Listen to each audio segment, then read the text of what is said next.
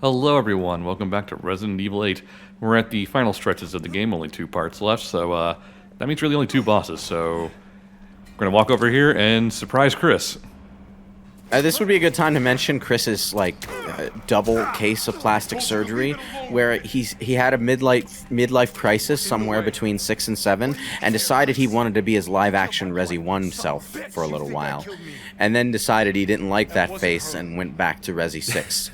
Yeah, that was weird, wasn't it? I thought that was it was a prequel thing they were going for. Hey, Chris. Tim Roth, Chris Redfield confused the fuck out of me. It confused the Chris, fuck out of do you everyone. mind explaining? Why didn't you just explain that to Ethan because the of his first time? Because of his Resi 7 face, a lot of people thought he was a fake Chris Redfield.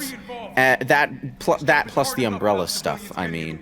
But that was just a badly miscommunicated bit of presentation, to be honest. But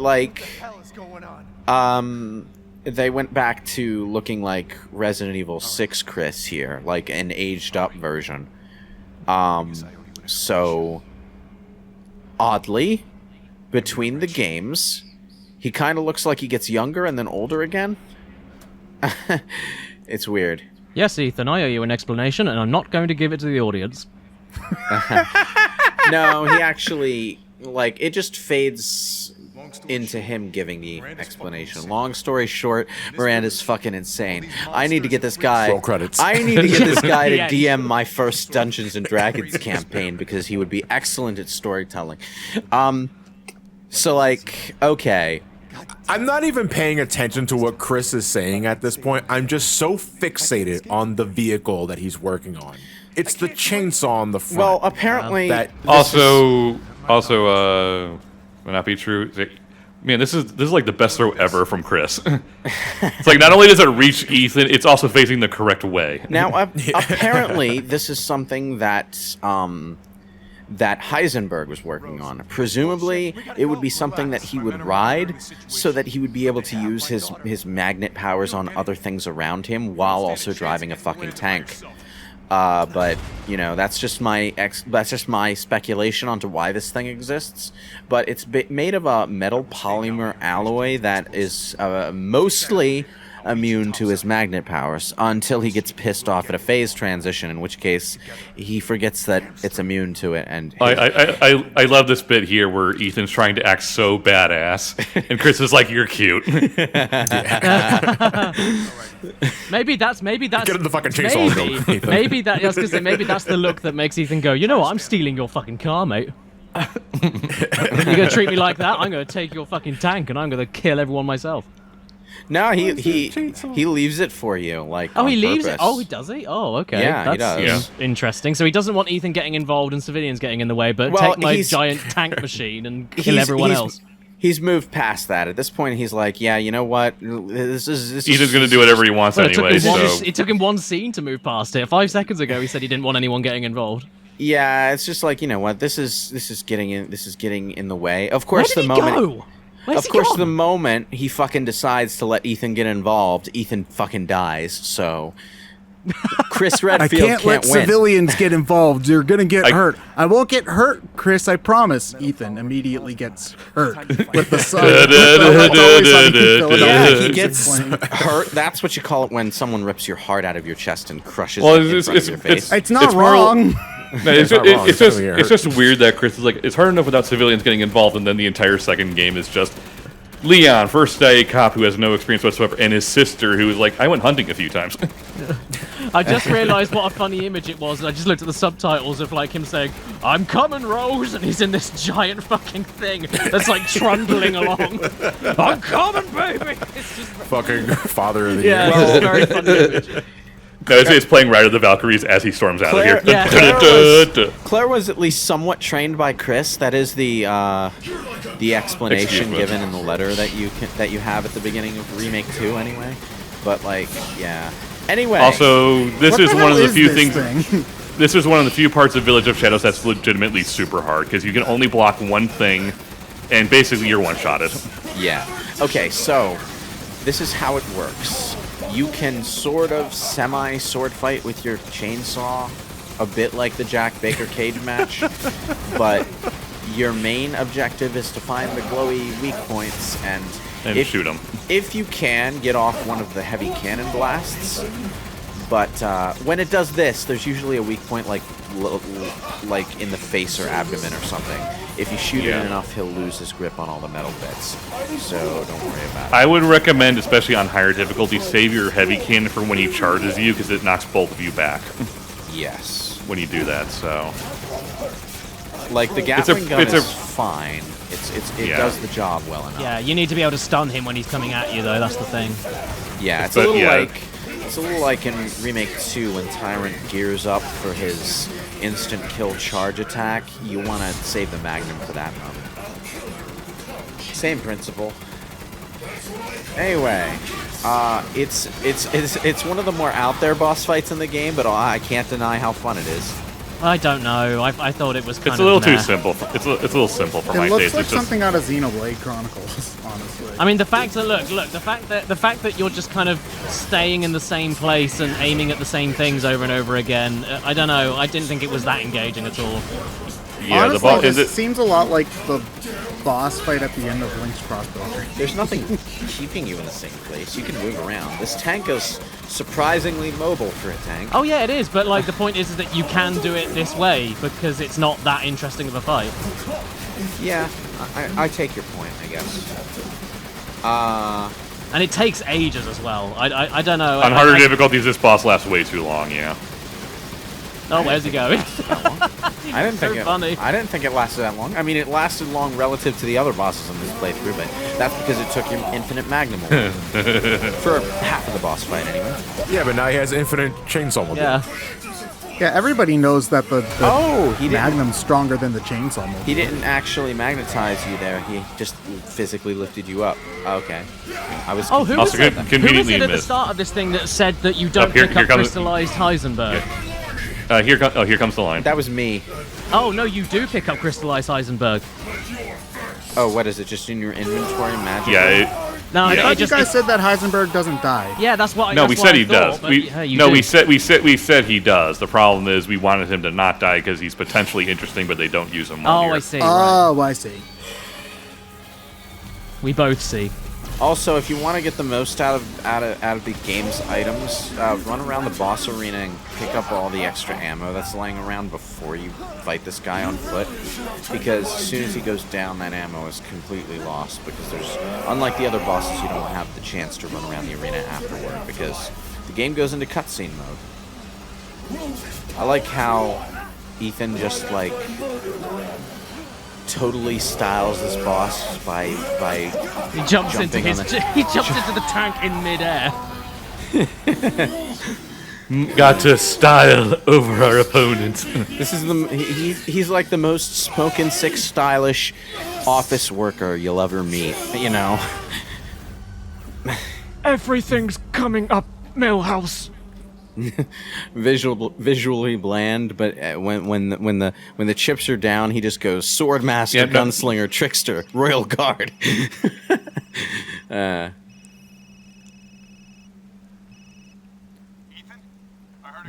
Ethan, I heard explosion. Of course you heard Speaking to my alpha Of course, male on the phone. no, Chris is like, I heard explosions. Yeah, because you blew the place up. Now Oh, right, I did do that. why is Chris and his group suddenly like alpha wolf themed? Like that? Why? Because they're the good lichens. They're the good lichens. Okay. Why are I you mean, talking, yeah. Ethan? You know, Yeah. if we're going for the underworld crowd, that's a good theme to go with. If we're going for literally everything else, it's kind of cringe. You know. That's very cringe of you, Chris. I love these cutscenes because these cutscenes just put a big old glowy lampshade over how dumb first-person shooter gun placement is. Because, like, they show you what a gun should look like from the first-person point of view, and then you switch back to gameplay, and it's just, like, sticking out of your chin again. Yeah. Okay. Oh, hey Miranda, I forgot you were in this game. I like Miranda, but she's, like, kind Yeah, I of... don't like a her. little No, bit too neither much do of I. an... A little bit too much of an absentee villain for my tastes, but, you know... She's like, absentee and she's so mustache twirlingly, just brazenly evil. It's like, okay, you're not interesting. You don't have a No, personality. yeah, I here. didn't like her at all. I thought I Seven mean, did. Wesker was also mustache twirling. Yeah, but he evil, had and more liked that. lines. He had more presence. He's memorable. Oh, This true bitch enough, isn't. sure. This bitch isn't at all. Yeah, it's like you see her. To quote You Heisenberg. you Yes. see her in that. You see her in the first cutscene after you get captured and all that, where she just kind of doesn't really do anything. She just kind of barks orders, and then she just shows up here at the end of the game. It's like, oh, you're supposed to have a personality. I couldn't tell. Which is a shame because her boss fight is awesome. I just don't like her very much. I like Miranda more conceptually than like actually. Like I like the story surrounding Miranda. I like the lore of the village and its history. Miranda herself doesn't have quite enough screen time to really stick the landing, though. I like her design. you I love her say? design, in fact, and I Yeah. like the stuff she does with her powers. I like the fact that she has the ability to shapeshift into literally everything she wants, and she shapeshifts into a six-winged witch woman and Yeah. into a flock of crows just because she can. Which makes her the biggest nerd canonically in this entire fucking franchise, and that is saying a fucking lot. No, the biggest nerd in the whole franchise is the Bandersnatch because they've got one giant arm and a really widdly arm on the other. The hell? What? Bound for eternity and blood, and then just Veronica, cut. but that's just a monster. I Yeah, mean, like but- an You know, actual, jokes off too out of much. I get it. the actual characters, Miranda is the most nerdy because she's doing all this creepy Halloween stuff purely for effect. She could shapeshift into literally anything she wants. She looks cool and she is cool. I just think that I don't know. Seven, I think, nailed all the angles of all the villains and how they all Yeah. relate together. I thought. Yeah, anyway. but like all those villains, you get why they do what they do, and you can take them seriously. Miranda, she her entire scary appearance thing has nothing to do with her goal. It's just something she does. it is just something she chooses to do. Yeah. So it's yeah, she just wants her baby back, and all the mad stuff she's doing is in service to that. But she's also secretly really into being creepy. So. And it's like Salazar's really into cosplaying as Napoleon for no fucking reason. Well, Like, where did he Salazar is get that outfit from for his size? Well, Salazar is like. I'd assume he got someone to tailor it for he him. probably but- got it tailor-made. Salazar's like the son of a long-running noble family, so Oh, him yeah, he being is, isn't he? Yeah. him being stupid and pompous is for the same reason Ashford was. But like. Yeah, but Ashford looks more like royalty than Salazar does. He actually looks like he's from the 14th century. But Miranda's literally just a regular-ass woman who realized she could shapeshift one day and woke up the next day and decided, Bird woman. Yeah. Ah, Chris smokes again. That's awesome. You know what? In my head canon, she just like one day she just watched an episode of 80s She-Ra and saw like Shadow Weaver and thought, I can do that better. Yeah. You know, I didn't even really think about the significance of him actually lighting a cigarette. You're absolutely right. 'cause Starring He hasn't done that since the first Resident Evil. No, right? the Yeah, he's American, probably the got- I got a American, shotgun playing in his headphones. the director's cut of Resi 1. Not even the original version. No, the original version, yeah, because the director's cut it out. Yeah. Oh wait, the director's cut removed the cigarette. Yeah, it did. That's weird. No, the director's cut was supposed to put the cigarette back in, but they forgot to put the uncut files in the director's cut. Fucking hell. So the only official version that has that FMV in it is the PC version for us.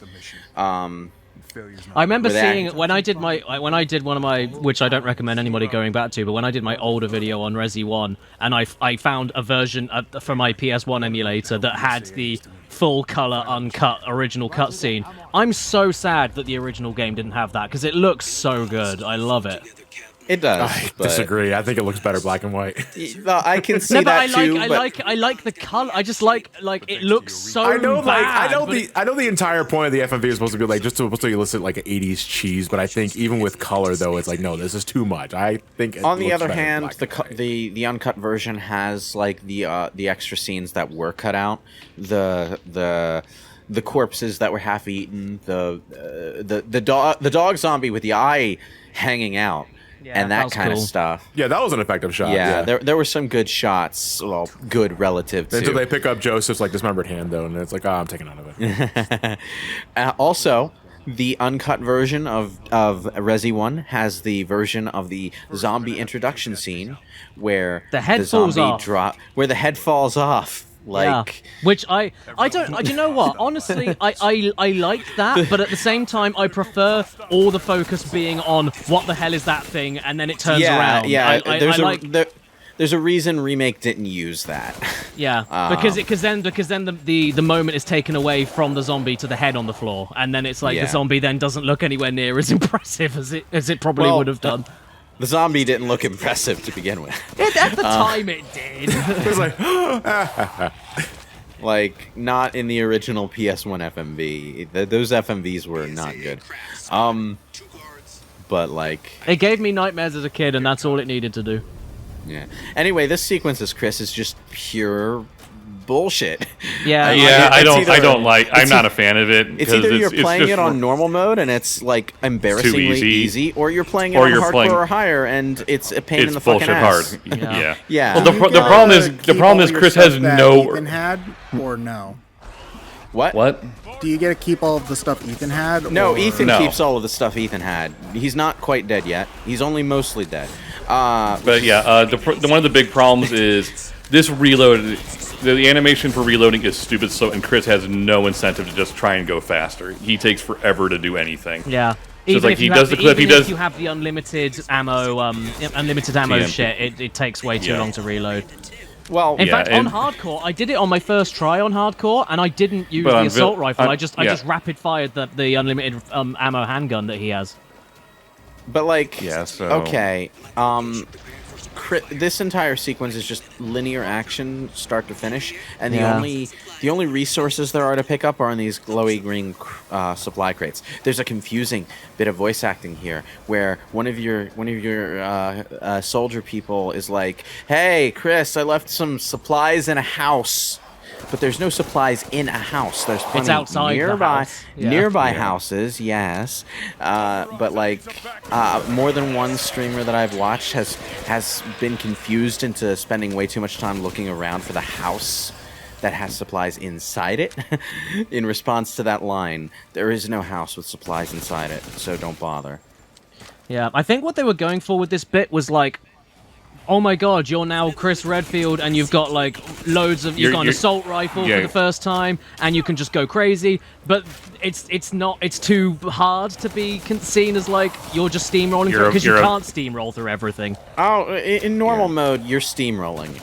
Yeah, but you still got to do the whole aiming the cursor thing at the thing, and then waiting for that to lock on, and blah, blah, blah. Honestly, it takes too long to reload. Firepower you have seems kind of tame to be like, oh my god, look how cool I am. Exactly, that's what I mean. You got it's like not rocket quite launchers enough. and crap. Then Exactly. To be honest, playing as Chris Redfield in 7 was way more effective than this for Not a Hero. Honestly, because what I would have liked is that, considering he has a team, where the hell is everyone else? I would have liked it if you were like with 3 or 4 other, badass soldiers, and you were all just steamrolling the place. That would just make it Call of Duty. I fucking it already hate Call is. You mean it already is? No, It already Call is, of Duty though. is when you have a fucking team of soldiers doing all the killing for you, and it's a struggle to kill anything yourself because you've got 6 other soldiers following you around. Okay. You okay? And they shoot everything so much faster than you. It wasn't fun in Call of Duty. It wasn't fun in Fallout 3 either. It's not fun here either. Well, it's not happening here because you're the one doing all the gameplay. Yeah, which At is the why very it's least. not fun. But there's other things that I have a problem with here, and that's like, okay, comparing this to Not a Hero and Resi 7. One thing that Chris did that Ethan didn't in Resident Evil 7 was that in Resident Evil 7, Chris had iron sights. He would always keep his gun in the ready position when he was idle, and when you actually aimed, he would go into iron sights. It gave you a visible indicator of the difference in training between Ethan and Chris. The other thing, though, was that even though you had all this high-tech military hardware as Chris, the enemy difficulty scaled up to give you a different sort of challenge. There were enemies that you could only defeat with special anti-BOW weapons, which are completely absent in this game. Complaint number 2 of this section. Lobo is a fucking idiot. Hey Lobo, you know that thing I pointed to last time? Shoot it again. Yeah. The thing, the giant tree with torches sticking out the end and nothing else has torches on it. Aim for that thing. Yeah, like I can. Are you sure? I can get the idea of painting the target multiple times against Urias' stupid big brother because he's always moving around. But the giant fucking tree, I shouldn't have to tell you where that is. Okay, so like, okay. Also, in Not a Hero, there were a lot of moments of tension because you had these enemies that Chris could only take down with very limited resources and otherwise could not really even hurt.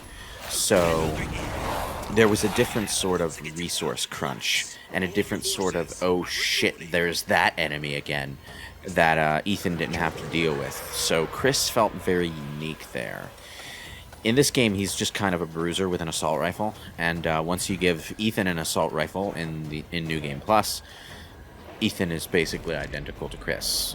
Well, also, by this point in the story itself, because I didn't really like Chris in this game at all, so it's like, so now I'm doing a gameplay style which I don't like, and I'm a character that I don't like, great. And I would have appreciated if he had all this, melee combat from 5. Yeah. Like if you can fucking. That's what I mean. If you could do more than Ethan could, I wouldn't have minded this bit. But it's too similar. He had the melee attack from 4 and 5 in Not a Hero as well. He had that capability. He could stun an enemy and then fucking punch them, just like he could in 5. Oh my god, game! I just wanted Lobo, shoot the fucking tree. Why do I have to deal with these guys and point it for you? It's a massive What about target. the number 3? Man, you're having a lot of trouble getting this stupid aiming together. Yeah, if only Chris could punch. Yeah. Another What the hell detail. are you injecting And you into might be yourself? thinking I'm talking about punching the lichens, and I'm talking about punching the tree. Good question, Ted, because that's what I was about to say. One detail that I really like here is that he's still using the umbrella healing items. So without really even verbally saying it, he still trusts the new Blue Umbrella Corporation more than he does the BSAA at this point, which is kind of fucking remarkable. Yeah. He's still Umbrella's bitch. It's a quote Heisenberg.